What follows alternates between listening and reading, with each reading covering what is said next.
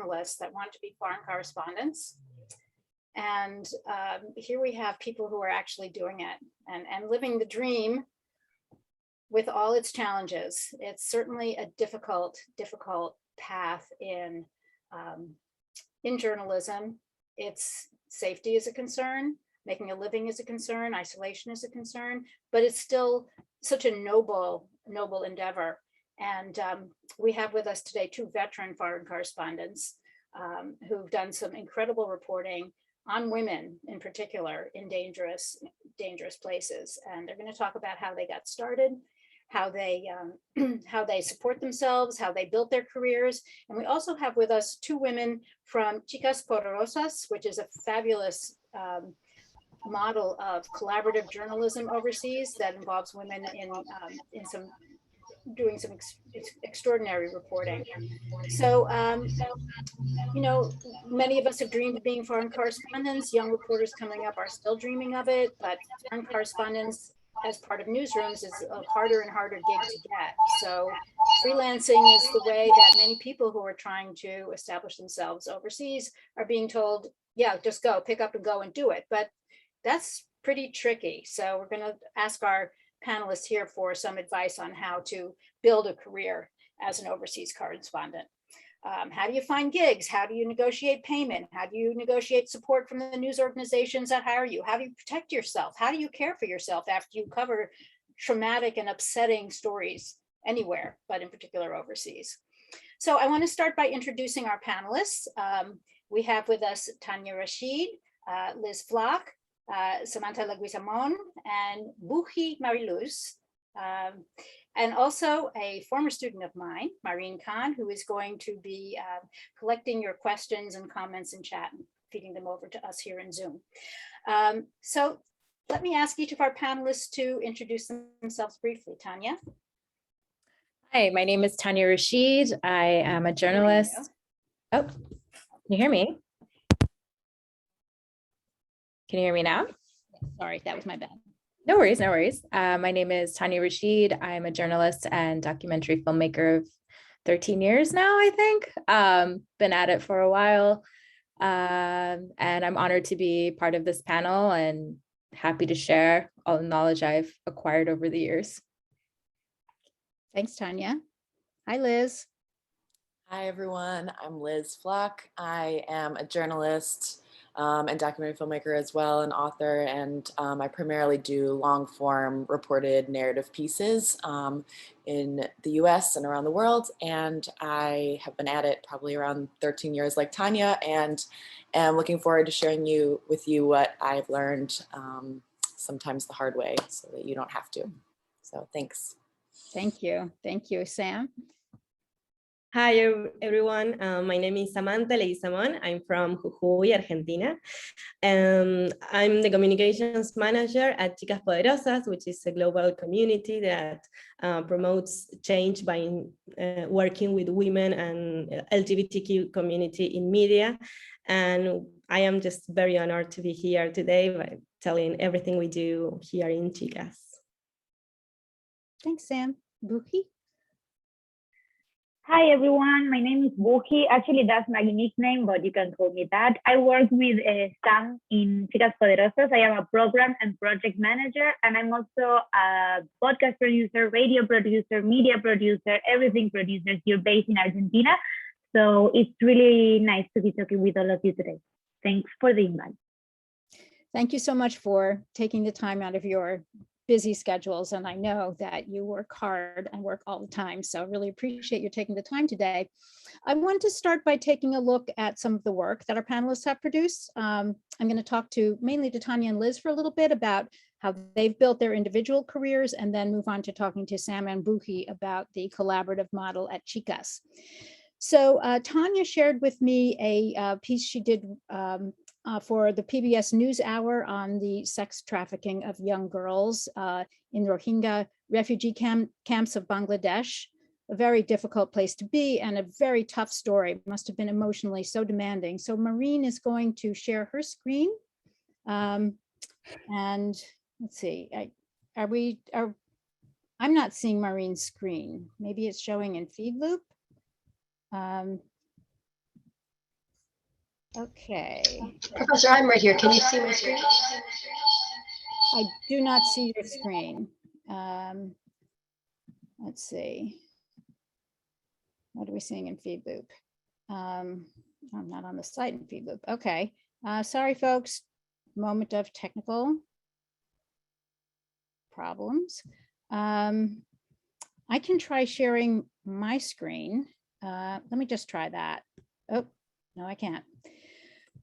Well, we see if we can get that up and can't start video. Okay, let me try. I'm sorry, folks. Let me see if I can get this to go. I could tell you a little bit of a backstory how I got into doing it while you guys figure that out. Yeah, thank you. So I had been reporting in the subcontinent for a few years. And before the mass exodus happened with the Rohingyas, I had been contacting PBS NewsHour about it because a lot of my colleagues were saying that something's brewing and it's going to get pretty bad. So I was commissioned early on in my career to go look at the Rohingya refugee camps in Bangladesh. I did this report on them being sent to a remote island that sinks underwater half the year. And back then the Rohingya refugees weren't sent there yet. But anyways, I did a report on that. And then the exodus happened, where I saw tens of thousands of Rohingyas fleeing Myanmar into Bangladesh. And most of the people fleeing were women and children, which just blew my mind. It was just heartbreaking. I can't even begin to bring into words how terrifying it was just to see that. And many of them were raped and abused, and just horrific things happened to them. So then while I was there reporting on the mass exodus, I was thinking, well, if the majority are young women and girls, what is happening to them in the camps, which kind of led to this report on sex trafficking. All right, let's see if I can make this play. It's just a little clip from the beginning of the piece. Dark world of human trafficking in Bangladesh. Horrific things are done to young girls. This is the final installment of a three-part series in partnership with the Pulitzer Center on Crisis Reporting. At a checkpoint on the main road leading from the camp, Bangladeshi soldiers aren't looking for guns or drugs. They're searching for Rohingya women trafficked into sex work. The majority of Rohingya refugees are women and girls. Many are poor and without a male breadwinner. They are vulnerable to traffickers looking to make fast money by recruiting girls into the Bangladeshi sex trade. Soldiers stop vehicles they suspect could be used by traffickers, and passengers are asked to show their national ID cards. According to the army officer in charge of this checkpoint, around 10 Rohingya girls attempt to pass every night. As the night goes on, the searches continue. They look inside buses and motorized rickshaws, known locally as CNGs, questioning passengers. What school did you go to? You, count to 10. Rohingyas and local Bangladeshis can have similar appearances, which makes it hard for the soldiers to identify who is who. Show me your cards. Where did you come from? Where are your ID cards? The army has been stopping several CNGs on the road, and they suspect one of the girls in this vehicle is a Rohingya. Get out.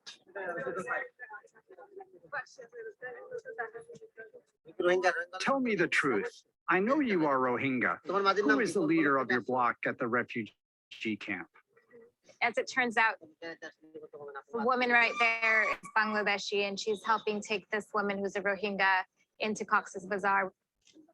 The soldiers question them and search their bags. They say that the Rohingya woman is being trafficked for sex work, and that the Bangladesh. Sorry, folks, that was a little abrupt at the end there, but I think you get the sense of what a fraught situation that was to witness for Tanya, just to be with those women at that moment when their lives could entirely change one way or the other in a really frightening way. also have a clip that I'm going to share from a more recent piece that Tanya did just this year in Mexico. And hang on, guys. Just a little technical problems here. I'm sorry. Maureen, are you going to be able to share the? Yes. Okay, perfect. Yes. Thank you. Okay, let's show this one. This is a piece that Tanya just did.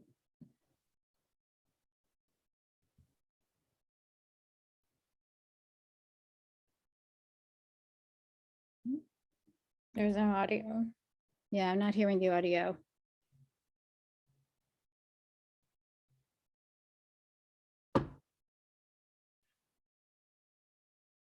What's happening? You want to just narrate what's happening here, Tanya? Yeah, I had just met with a guy selling fake meds on the black market in the middle of an alleyway of this place called Tepito. And it was a very sketchy neighborhood, and we had to work really fast to get that interview. And then the clip goes on to show you talking to another dealer who's showing you boxes that look exactly like what you'd get in a legit pharmacy, and you can't tell the difference, and yet they could be laced with fentanyl, which could kill people. It was really pretty frightening. And the cartels, I can't believe, would take kindly to having you talk to their low-level distributors even. So that must have Yeah, been it was really scary. I mean, thankfully, you know, I had an incredible team. I had 2 local producers who were Mexican. Also, the main director producer for the piece was also fluent in Spanish. So I think having cultural context and working with people who operate within those worlds and have a deep understanding of it, more so than I would, because for me, it was more about focusing on the story, helped tremendously. Should we try this again? It's just a brief clip, so I think we can give it another try. We're not hearing it. Okay, let's move on. Sorry, folks, if that didn't work. So Tanya, tell us a little bit how you got into freelancing, especially in these very difficult and remote, dangerous places.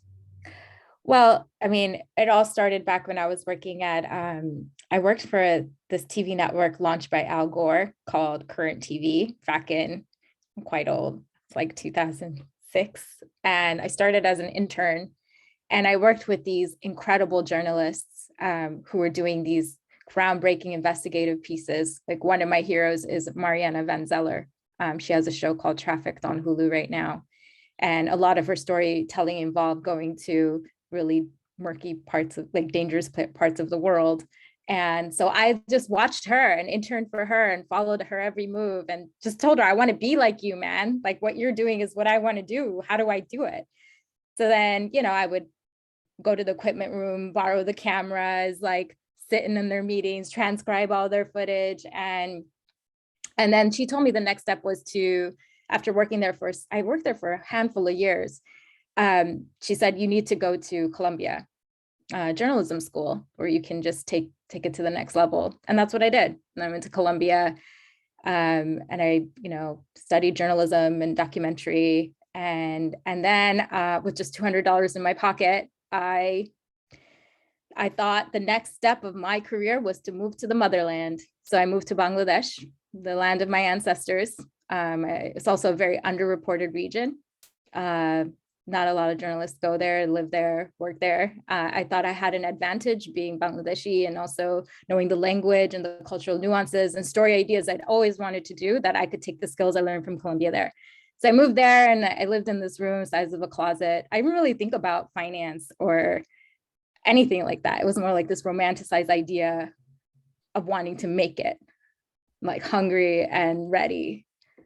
And so I worked as a stringer. It was like carrying equipment, getting, you know, these reporters would parachute in, I would get their coffee, I would arrange their travel and their logistics. And then I had a breaking moment, which I don't know if I should mention now, but then it's kind of my career kind of like. Yeah, tell us. Yeah, okay. Well, the security situation in Bangladesh, there was a factory collapse that happened. It was devastating, but a lot of foreign correspondents weren't able to get in. So I just happened to be there, the right time, right place. And they put me on, and which meant I wrote articles, I did news packages, lives, phoners where you're like phoning in from where where the collapse happened. And that was kind of like my big break, the Rana Plaza factory collapse. And I was completely unprepared and scared, and I had never done anything, like covered anything so terrifying and horrifying in my life.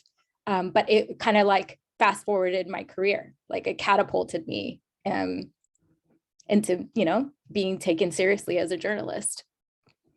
I reported on it for a month. Wow, it must have been really horrific. I remember that collapse, and it was a terrible story. We as journalists, we go toward the terrible stories, and we do share them, and some good can come out of it for us personally, but it's also something that we can bring to the world to have that opportunity. So let me go on to Liz. Liz, we're going to look at a couple of your stories. We're going to try screen sharing again, but these are not video, so it should work better. You shared with me a story about an all-women, this story about an all-female Kurdish militia in Syria that was fighting. And tell us a little bit about how you got into that story and how you reported it. Yeah, so this is an example of a story that's been covered many times and in many places, and yet I was going and hoping to do something a little different.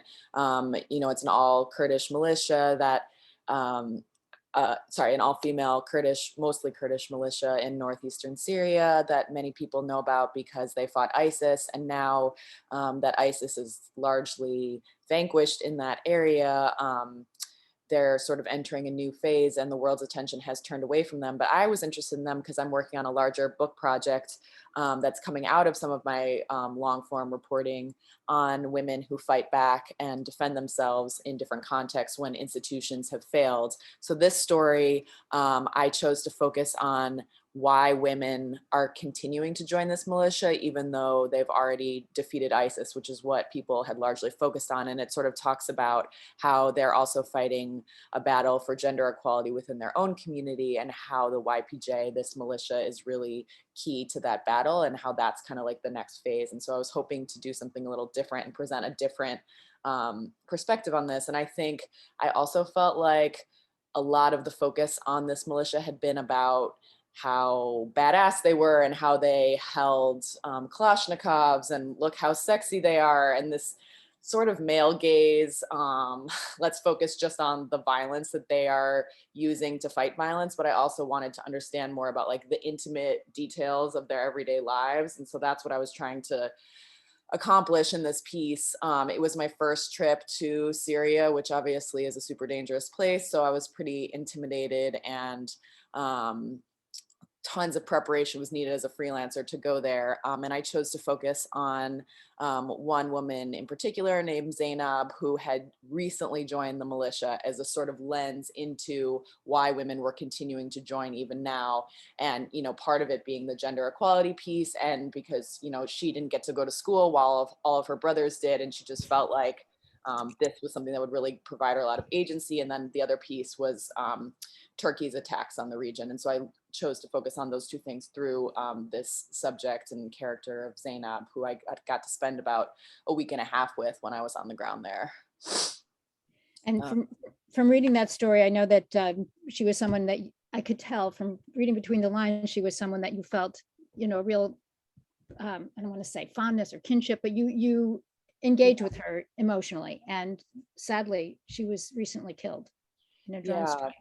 Yeah, so Zainab, she's 26, as I say here, and she was kind of like, I spent a week and a half with this one little segment of this militia, and, I slept outside with them, had tea with them, just hung out with them as much as I could, because I'm doing book reporting in addition to this online piece reporting. So I was trying to get, you become like a hoarder. You're trying to gather every single detail about a person's life. Zainab was just a wonderful, goofy, warm, lovely presence. And she just wasn't even really a fighter. She had never seen battle. And it was, horrifying to find out about a month and a half ago, I guess now, September 1st, almost 2 months ago, that she was killed in a drone strike when she was making tea for the other fighters. So I pitched The Guardian on doing a follow-up on that. They decided not to run it for whatever reason. And so I wrote a follow-up on her death for Foreign Policy magazine. But I was just sort of desperate to write a follow-up because I felt like I just wanted to write something else about Zainab and to get people to pay attention to the fact that there were drone strikes happening in northeastern Syria, because the whole world's attention was focused on Afghanistan at this point, and which it rightfully should be focused on that. But I just felt like there's another crisis that's unfolding as well, and I wanted to make sure I covered that. Thank you, Liz. And that must have been really, really a difficult thing to feel so committed to and then have a hard time placing the story. Yeah, absolutely. Experience. You sent us also an earlier piece that you did, again, on the theme of women fighting back, about a vigilante group of women in India called the Green Gang. Yeah, so I started my career in Mumbai in India. I moved there right after college. I didn't really know what I was doing, but I was sort of just in love with Mumbai from watching films and reading books. And I don't know what exactly still was the reason I went there, but I was so lucky to have really learned a lot early on in my career by working for Forbes India magazine in Mumbai, by just picking up and moving there and having them hire me. But so I've covered India quite a bit over the years, and I returned there for this story a couple years ago now. And I knew that there had been many female vigilante gangs in India. Very famously, there's one called the Gulabi Gang, but I knew that there was Gulabi Gang when they were covered. Again, this is an overcovered story, but there's always a new story to tell, in my opinion. And the Gulabi Gang was always covered as this like universally positive, female empowerment. They're taking on abusers with bamboo canes, and look at how amazing they are. And I just felt like there was a more nuanced story to tell about these gangs. And so this story about the Green Gang looks at both how they're heroes and also some of the more disturbing aspects of what they do when they're pursuing vigilante justice. So I was trying to hopefully tell a little bit more of a nuanced story about these gangs and why these women are standing up and doing what they're doing, and how they can also become corrupted by the power that they wield. So this was a long form story that California Sunday commissioned. I think it's like 8,000 words or something. So I worked on it over the course of a year. Wow, that's a long time to be working on a story as a freelancer. Let's talk a little bit about how you got to that point in your career. When you and I were first getting to know each other in preparation for this panel, you talked about the importance of working as a staff reporter. Tell us a little bit about the kinds of staff reporting jobs that you had, and then how you translated that into being in a situation where you could spend so long working on one story. Yeah, so for anyone considering this kind of career, I do, it's amazing people who can just freelance and do that their whole career. And I think you learn a lot from every editor, or person you collaborate with. But I personally found it so helpful to be in newsrooms as well. I learned a lot from being on staff at, newspapers, magazines, and TV stations. So I've been on staff of PBS NewsHour and US News and World Report. I worked for the Washington Post and Forbes India. So those were all really different staff positions, but I learned so much from working closely there that then gave me the confidence to go out and freelance. Because I think, I don't know, it's just such a different experience, but building those contacts is one thing. Getting those editor contacts so that you can pitch them later on and they have confidence to, really assign you those stories from foreign places. And then also just learning from your colleagues all around you. Tanya is a documentary filmmaker, and I know she works so much more collaboratively than me with amazing teams. But for me as a print reporter, I'm often on my own. And so for those who are interested in that, it's like you're writing and pitching a story totally on your own. You don't get any help from your editor towards sort of the last minute when they edit it. And so I think staff jobs as a print journalist can be really helpful in helping you develop story ideas, develop your writing, just hone your sense of reporting. And so, yeah, I found that balance to be really helpful. That's, yeah, and that's really not so easy now to really get that kind of experience on the foreign side. Let's move on to talking about, once you begin to establish yourself as a freelancer, both for Tanya and Liz, how do you work with editors and producers? How do you pitch them stories? What are some tips you might have for people who are trying to do this? Either one of you, Tanya? In the early stages of my career, I was, the hardest thing I would say, and I want to hear what Liz thinks of this, is breaking in and being taken seriously. The amount of times I would just work for free, essentially, and just edit short news reports just to get the attention of an editor, showing them that I have my finger on the pulse of the news, and then being turned down and rejected shortly afterwards. I think one editor gave me like pity cash, like it was pity, like it was like, here's $200, thanks for trying.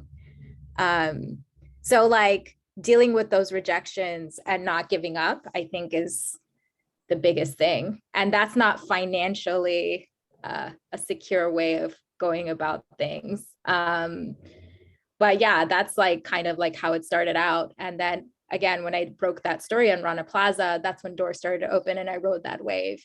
And there was this ongoing security issue with bringing foreign correspondents in. And there were these controversial elections that took place in Bangladesh that involved like one of the largest Islamist parties in Bangladesh getting involved. And so then I was contacted by Vice to start reporting for them. And so I started as a producer, and then they ran some camera tests on me, and I ended up being an on-camera correspondent and producer for that. But it was completely accidental. I wasn't like studying all through my years in Colombia, like to become an on-camera host, so to speak. It just sort of happened.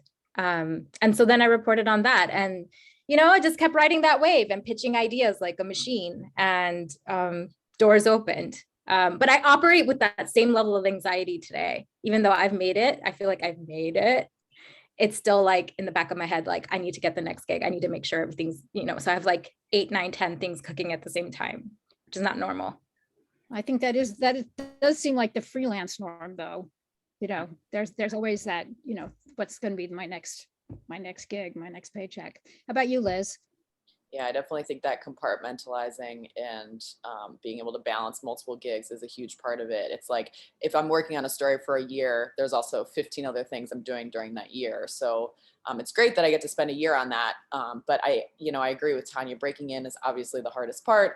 And I think a lot of it, I ended up doing things similar to Tanya, like working for free, which I would, not advise others to do. It's not a great practice, but also sometimes you're willing to do that because you're trying to break in and maybe you're making money somewhere else from another job entirely or from other reporting you're doing. And you're just calculating that, okay, in this case, I'm not being paid or I'm not being paid what I'm worth, but I'm trying to get my foot in the door.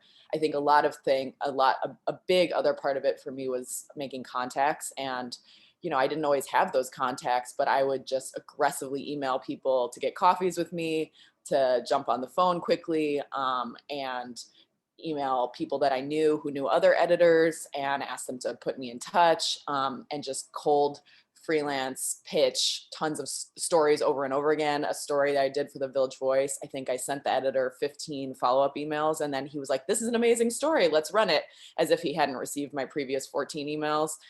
There was a long form piece I did for the Atavist that I pitched 14 publications before pitching the Atavist that turned me down, and there was a year in which I thought that piece would never run. So it's also just about being persistent, even if it feels like your pride is a bit wounded along the way, and you just feel like it's not going to work out. Often freelance is just about like going back, especially when you're breaking in. But even now I feel that way. It's just like, okay, the story, you know, a story I'm working on right now for The Economist, I pitched to like 4 other magazines, and I was sure one of them would be interested, and none of them were.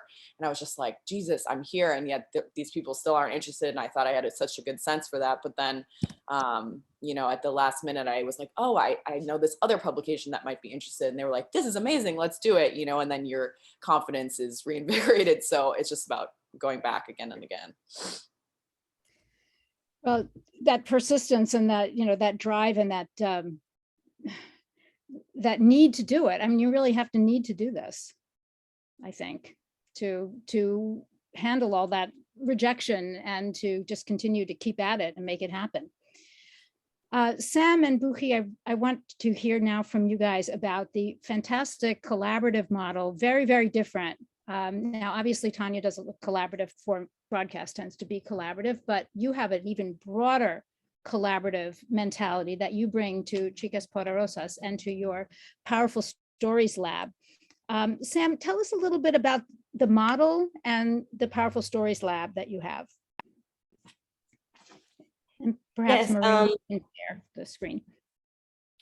Yes, Yeah. okay. The Powerful Stories Lab, it's a program that we ran in Chicas Poderosas this year, and in Colombia, in Ecuador, and now in Brazil, that promotes or tries to promote or tell these stories that mainly mainstream media don't tell on underrepresented topics and communities. In this laboratorio, we provide independent teams of journalists with training, with funding and editorial guidance. For 2 months, we support the participants who want to tell these stories, and we also edit and fact check these articles, and we partner with media in their countries and also regional outlets, and we support them with the communication and the spread of the stories. For example, in Colombia, we worked with 5 teams of journalists and to tell how women and LGBTQ communities live their sexual and reproductive lives. We did this with you all in Chicas Poderosas with a feminist and intersectional approach and a human rights approach also. For example, one of the stories that you can see in our website, in chicaspoderosas.org, it's Todes Abortamos, We All Abort, that was published by Volcánica, and that tells the life experience of Daniel, which is a trans man in Colombia who was denied the right to terminate his pregnancy as a result of sexual violence in the context of the armed conflict in Colombia. And this story, for example, let us know or allowed us to see the challenges that trans people and non-binary people in Colombia access or don't access to their human and reproductive rights. And you can also see other stories there about sexual exploitation of Venezuelan migrants, about how women organize in rural areas to know more and demand their rights. And what is different about this program is that we support the journalists. We, as Chicas Poderosas, we do not report, but we support them to do it, and we support this model as we think about collaborative journalism is one way to make journalism and to put these stories on agenda. One thing I found really fascinating in looking at this project was the many, many different ways that you told stories. You told them, you had podcasts, you had written stories, you had some kind of an online magazine, a sound zine. At one point, I had never encountered that before. Yes, a fanzine. Yes, because one of the goals we had in these laboratorios was that the teams could learn and could propose even not just their stories, but also the formats. They proposed if they wanted to tell their stories in a podcast or in video or in what you just said, it's a fanzine. And so because of this program is also an opportunity to learn. So that's why we give training to them. And for many of them, there was the first time they do a podcast or an illustration. And so they were not just learning how to tell these stories in feminist approach, and also with fact checking, was also the first time for them to do it for some of them. But also to tell these stories in innovative formats. Yeah, it's really cool. And Chicas is quite an extensive organization. Maureen has a slide that she's going to share now showing the extent of the number of women, the number of countries where Chicas is involved. While she's putting that up, Buki, can you talk a little bit about how it might be possible for journalists in the US to get involved with Chicas? I know there is a US chapter. Yes, of course. Chicas is based in 16 different countries all across Latin America, mainly Latin America, but we do have chapters in Spain, we do have chapters in the US, and you can get in touch with us to see all of the different programs that we are doing. We are focused on giving different chapters in each country, each own country. So maybe the laboratorios this year was for Colombia, Brazil, and Mexico, and Ecuador. Mexico is going to be next year. But we are always cooking new programs to get the majority of journalists that want to be involved with us working. I think the key part of what we do is that not only we create communities, but we help them and we pay them. And we kind of try to make them work in the way that we like to work, that is collaborative.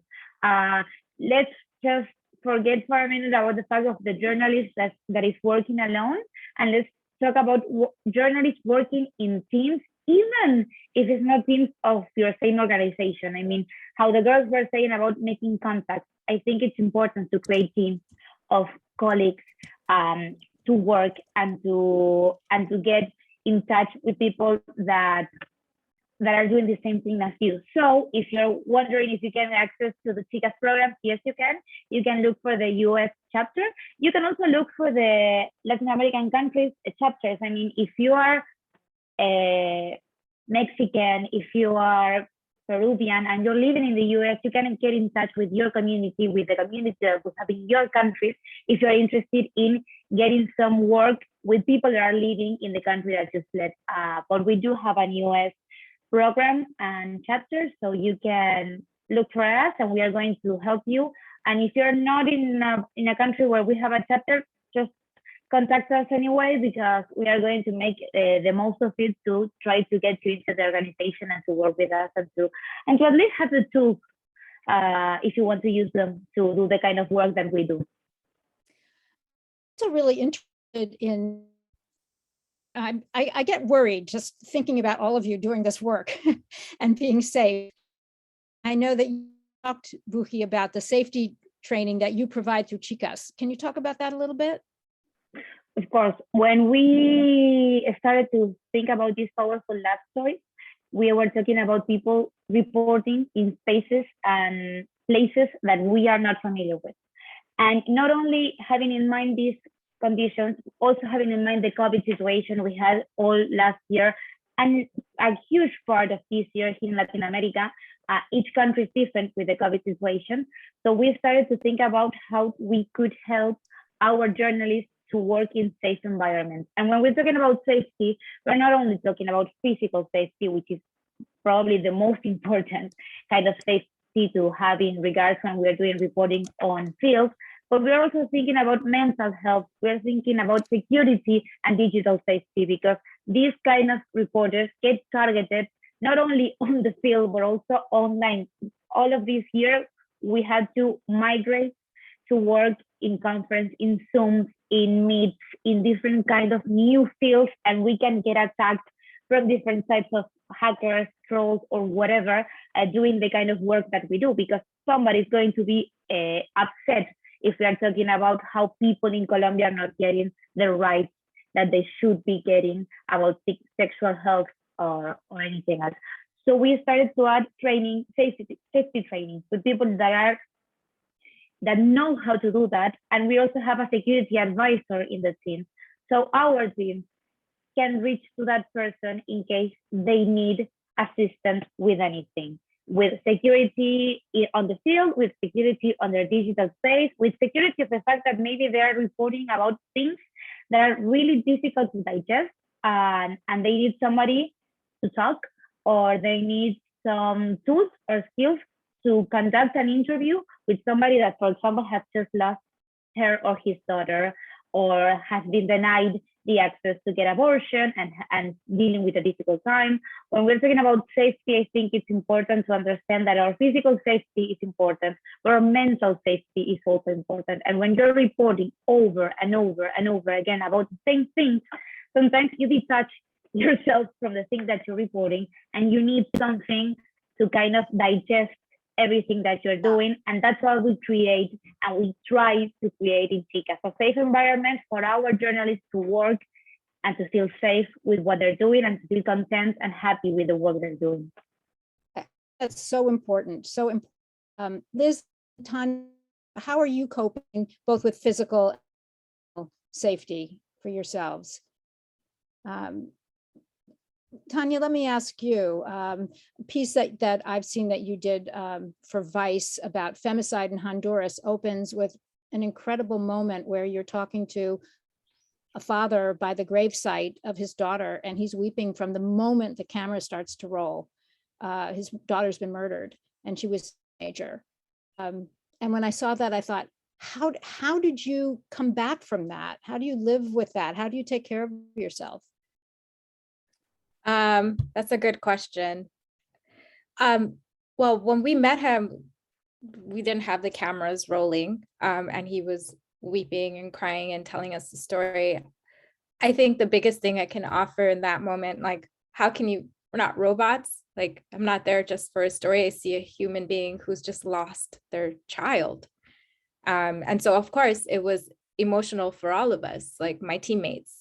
The DOP and I, both of us were like almost crying too, just to stand there and witness that. So Vice is very great about their security team. Not only do they provide us support for physical safety, that their team also offered us therapy sessions, which Neil, my DOP for the film, took advantage of, and I have yet to do. I still haven't done it. We'll do it.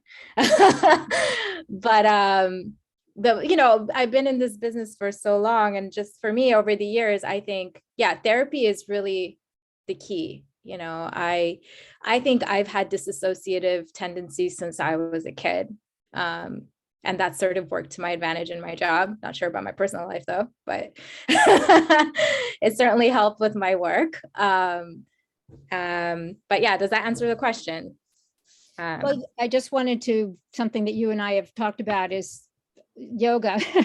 Oh, yeah. Yeah, I'm neurotic about yoga. Yeah, so I have, absolutely. Oh my gosh, I'm so glad you brought that up. So yeah, therapy, I am a practicing Buddhist. So meditating and chanting is like my saving grace. I do it every day, though I forgot this morning. I do yoga every single day if I'm not in the field, I am here at my yoga studio in LA that I go to all the time. So that also keeps me grounded. How about you, Liz? Yeah, I mean, in terms of training, I just wanted to mention really quick something Tanya and I have both done is the hostile environment training, which is called HEFAT, which all of you, if you're going into conflict zones or dangerous areas, should do. They're pretty expensive, but I think Tanya and I both got a grant or something to pay for that. There are lots of those out there. So if you just Google and look up HEFAT and look up grants, there's the Roy Peck Trust and there's others that help freelancers pay for that because it's several $1,000s. It's a 3 to 5 day course that really goes over everything you need to know to go into those places. So, and actually I just attended one recently and they had a whole section on self-care, which they didn't previously have. So I think there's more awareness that taking care of yourself is super crucial. I definitely have had like full-on breakdowns after coming back from reporting trips. When Zainab, the woman in the YPJ who I reported on died, I was sobbing about it. You're a real person who's interviewing real people and you know, if you're a good journalist, you care, and then also are able to take that care and put it into, you know, a fair and comprehensive, you know, and truthful look at whatever is going on. But taking care of yourself is crucial, because otherwise you won't be able to continue. So definitely agree on yoga and meditation and therapy. And just, I think like burnout is also super real. So we all have a tendency as freelancers to work ourselves practically to death. But I think I've learned even only recently that like taking a break is super important as well, because your work suffers if you don't. So taking breaks too. I know that the International Women's Media Foundation offers that hostile environment training. And I know that JAWS has partnered with the IWMF to offer those trainings also. So that's a great resource. Maureen has a question here. How do you gain credibility and authority in the regions you're covering? How do you get people to trust you, and how do you get authority, the local authorities, to speak with you? And maybe let's ask Sam to talk about that in terms of the work that Chicas does.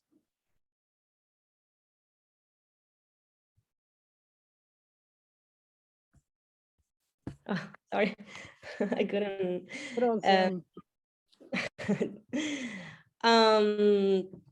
Yes, in terms of what Chicas Poderosas, we try to provide LGBTQ people and our communities about support about everything, and we tell these underrepresented stories with a feminist approach. And what we mean about this, I don't know if I got the question right, but I did want to ask you about the feminist approach that you take. So please, let's talk about that. Okay. So when we think about this approach, and this is something also that the participants highlighted in our space, it's a way to avoid extractivism, for example. Sometimes we do in journalism.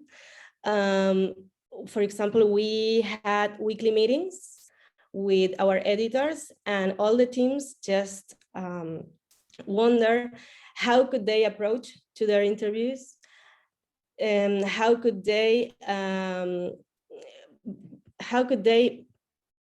ask some questions that are very tough for people who had been violated their rights, and how to make sure they feel safe in when they are on the field.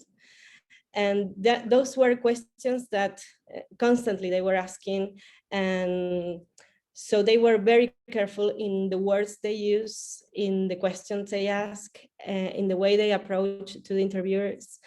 And we learned a lot from them, not just they from us or from our editors who has a lot of years of experience. And also it was very important for them to go back to those communities with these stories and with the stories they tell.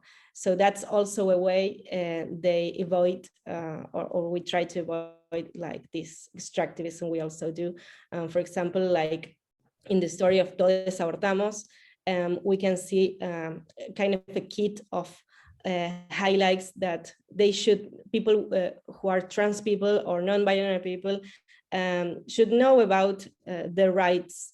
And so they did that as also like trying to do a solutions journalism approach, but also a feminist. And so go back to them that sometimes we forget to do this as journalists. We tend to go and to just ask them questions and never come back.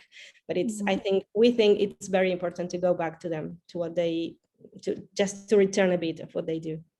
I do love this idea of coming back and sharing the work and not just taking it and leaving and never seeing your sources again. I think that's really something that I struggled with in my own career in the newsroom. And it's nice to see that that's something that's being talked about more. I never really understood, there was never any discussion of it.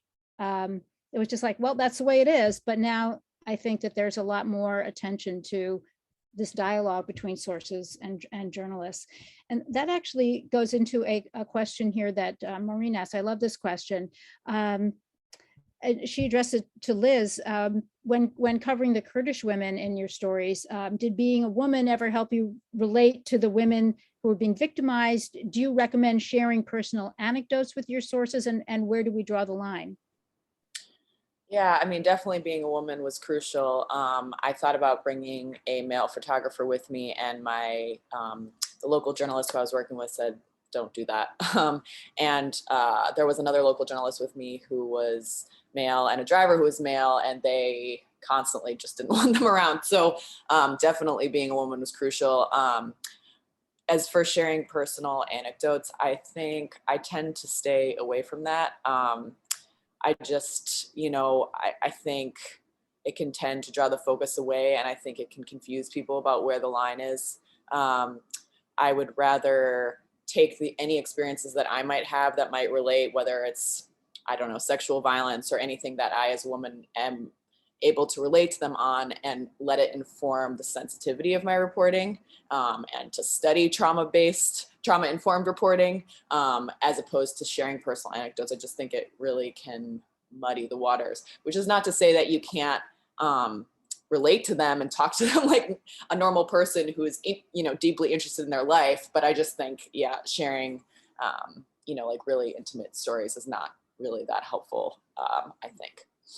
I think that's really, really good guidance for people who are just starting out. And it can be very compelling when you're in a conversation with someone and you're relating to them as a human, to want to share your story and let them know that you've experienced something similar. But that's really interesting advice, Liz. Thank you.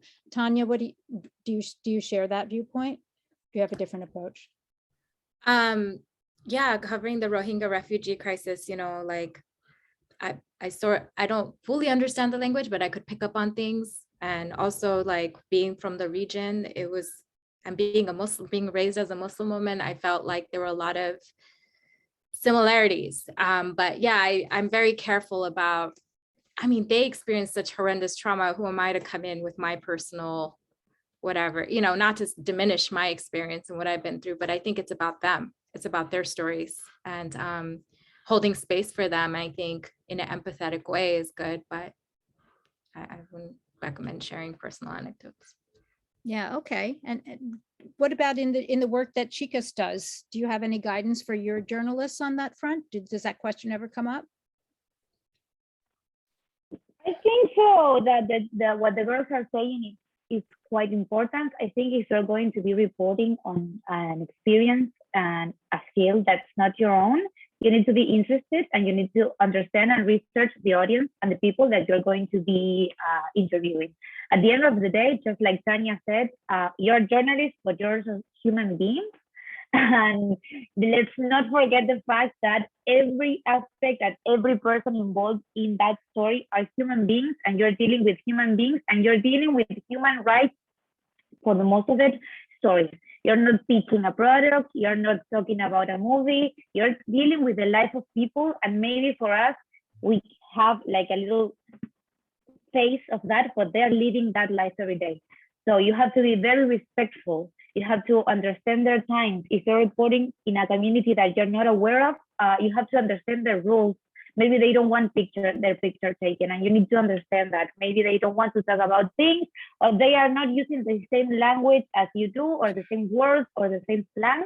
So you need to research and be very mindful and respectful of the people that you're working with, because you're telling their story, and that story is their life. Maybe then you go back to your country or your house or your room, and you have a coffee and try to chill, but they are going to continue living that experience that you are telling. So it's really important to take the time to be respectful for the people and with the people that you're working with. I personally like to be very aware of the things that they want to share and the things that they do not want to share, because maybe they tell you things and later on they don't want those things on stories or on the podcast or on whatever. And you have to be a very touchful person to understand, to empathize with them, to be empathetic, and to understand that you're telling their story and you're a human being like them, and you're not just there to grab the story and go. Yeah. And if you want to do that, I do not recommend you to work in this kind of journalism, but maybe in another one. And there are a lot of stories to tell, but when you're talking with people's lives, be mindful of that. That's really a wonderful comment. Thank you, Buchi. So we're coming to the end of our time. I want to stop a few minutes early because we roll right into the closing ceremonies, which I hope everyone will attend right at 2:45 my time here in New York in 5 minutes. I think we're going to wrap things up right now. I wanted to give everyone just one last chance. If there's one thing they want to say to young journalists who are considering this path, what's your one takeaway that you want to leave them with? Liz? Well, I just wanted to say that I echo what Buhi said about if you are not from a place, doing your due diligence to learn everything possible you can about the subject matter you're reporting, because that matters so much. I also wanted to say that my email is elizabethflock@gmail.com. So if any of you are just starting out and want to talk more, I'm here as a potential mentor. Thank you so much, Liz. Tanya? I would say follow your passion. What is that passion story? What is that story you want to tell that is not being told right now? Follow your gut, follow that passion. And yeah, I'm also available. You can reach me on social media. I'm trying to promote myself more. So Tanya Rashid on Instagram, Tanya Rashid 9 on Twitter, and happy to mentor and help those who want guidance or help. Thank you so much. Buchi, Sam, last thoughts? My recommendation is to always have a team of people to work with, to collaborate with, to chat with, to complain about, to create networking, and to be able to call and ask for help.